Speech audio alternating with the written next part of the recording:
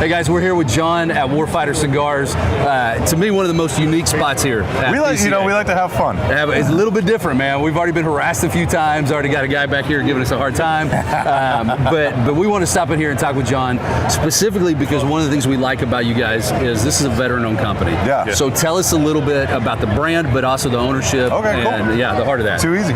So we started in 2016. Excellent. So next year is going to be our 10-year anniversary. We're 100% veteran-owned. When we started, we had a gun store. Okay. And so we were selling guns. We were doing cigars on the side. I know, right? Yeah. They kind of go hand in hand. I had my FFL for a while. So awesome. Yeah. We had a gun store based out of a little tiny town called Bennett, Nebraska. Okay. And we moved the crap out of NFA items. Oh, absolutely. That was our big focus, especially custom Cerakote, custom builds, frame modifications, all that kind of stuff. So we were looking for something that we could help supplement the gun store because, you know, guns is feast or famine, man. Yeah, and so we sold retail cigars. Okay. And so we kept landing back on cigars, like, hey, we should go do this. And then we're like, it's tobacco, man.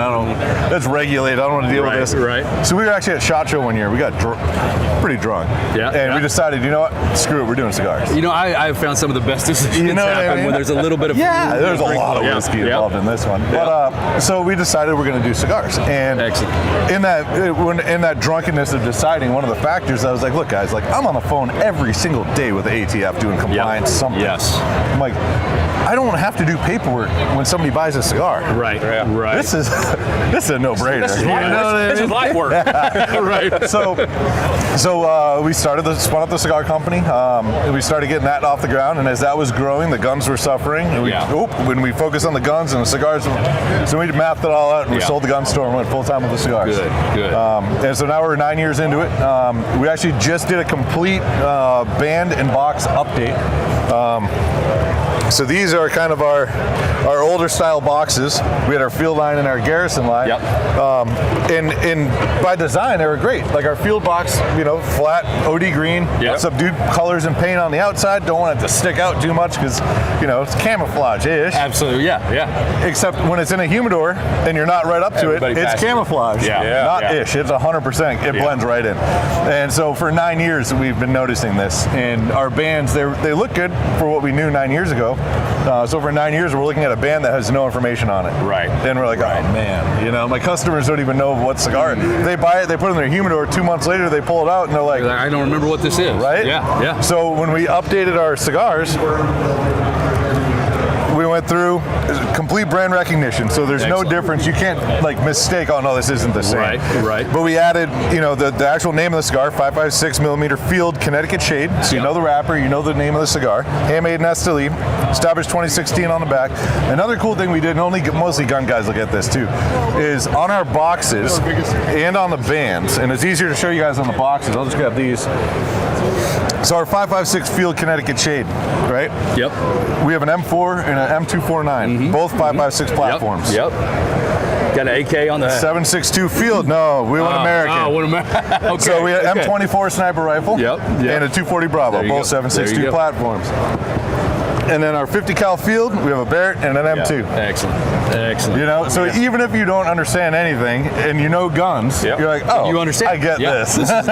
This is going to be stronger than the 556. Right. The little pea shooter, right? And that smaller caliber. And kind of how we did them in order and how we display them is how they are strength. Excellent. So they start mild under Connecticut. We have a Sumatra, a little bit on the lighter end of medium, a solid medium body Maduro. We blended that. We pulled the Haro out actually to take away strength. We wanted some of that natural sweetness of that Maduro wrapper to shine through in the flavors. After that, in our Garrison line, we have a Garrison Corojo, traditional Corojo, pepper and spice, all that fun stuff, solid medium body cigar.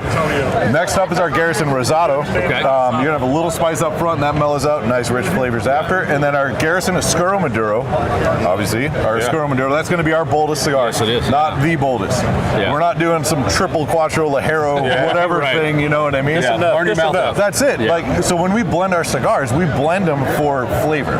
We don't blend them for strength. So wherever that lands, once we get that flavor profile we're looking to get out of whatever wrapper, binder, filler combination we're using, that's just kind of where it is. We're not going to sacrifice the flavor to be like, oh, you know what, this needs to be stronger. We're men. No, like I want this to taste amazing. That's it. And I love that. Yeah, I love that focus.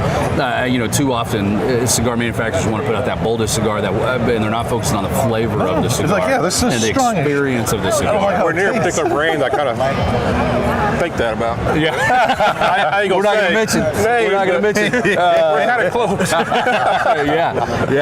That's awesome, and I love the rebranding. I love the imagery you got on there. I was going to bring this up. That's the one cigar I've had that I enjoyed it. This cigar has shocked a lot of people, including ourselves. When we created it, it was just a delicious cigar, right? And we wanted to kind of give a little tribute to night vision. Like, we were both prior Army guys. We spent a lot of time under night vision. You know what I mean? So that green glow, it's kind of, we hold that close.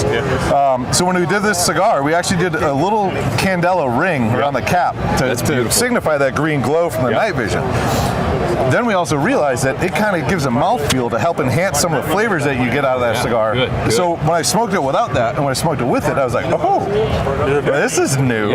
Just from that ring around. That's and it. it's just, it's not like it's the smoke, it's just how it processes in your mouth. And it's so cool. A couple cool things about this, and it might be kind of taboo to talk about, but we're proud of the things, the accolades that we've gotten for this cigar, mainly because we've never paid for anything with this. Right. We release this cigar, we promote it on our stuff, but we don't pay to advertise, we don't pay to get ratings or market or anything like that, right? So Dreamer Cigar, they just did the Cigar March Madness, and the winner of that dictates the cigar of the year for them for 2024. The Night Shift won it. We beat out Padron, we beat out Olivas, we beat out Davidoff's, Liga, like all these cigars when I was just, holy shit. But it's consumer based. Without paying any magazine, not any a dollar. kind of advertising dollars? Not a dollar. Interesting. We have a good product and we stand behind it. This is crazy. Exactly. We got a really good rating from Half Wheel. They gave us a 91. We got top 25 on their cigars for last year as well. And like I said, I'm not trying to talk other things on your guys' show, but just to reiterate the fact that when we kicked this thing out, we put everything that we could put into this. Awesome. And people are noticing and realizing it, and I appreciate it. I picked up one in Florida one time. I was in a local lounge there. Like, it surprised me. It's like, hey, this is good. And that's the hardest part. I bought more. The hardest part is, like, if I can get somebody to smoke this, oh my God, they're in. But it's getting that person to be like, hey man, can you please take $10 to $15 out of your pocket, light it on fire, and then be happy about it? So I love that you bring that up, because that's at the heart of what we do with our website and our YouTube channel. We love talking about the smaller brands that maybe you haven't considered before, that maybe you've overpassed to go grab your Padron, go grab your My Father's, whatever, but you're missing some of the best cigars when you pass up those craft cigars and those boutique cigars. The boutique stuff, right? Like, we care so much about our product.